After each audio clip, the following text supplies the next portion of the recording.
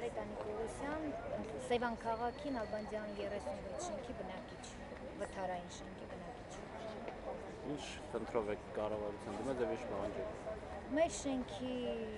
հարցով, շենքը 3 տարի առաջ ճանաչվել է վթարային, մեզ խոստացան ամրացնել երկրորդ շենքի մի մուտքը, երկրորդ մուտքը։ Մեզ խոստացան ամրացնել, հետո որոշումը փոխվեց, ամիսներ անց որոշումը փոխեցին,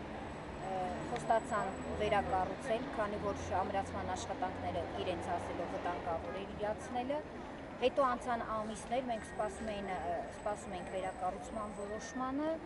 հետո պարզվեց, որ իրենք այդ հատկացված գումարը ամրացման բաշխելու են մեզ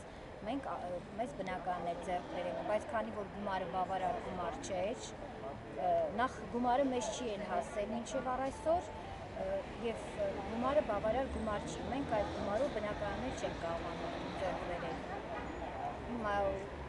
Մենք ուզում ենք 3 տարի չլուծվող հարցի պատասխան։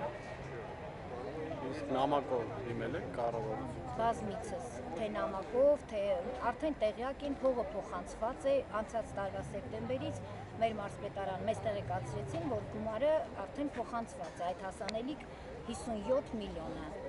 57 միլիոնը 16 բնակիչների համար դա բավարար գումար չէ, որովհետեւ բնակարաններ ձեռք բերելու համար բավարար գումար չի։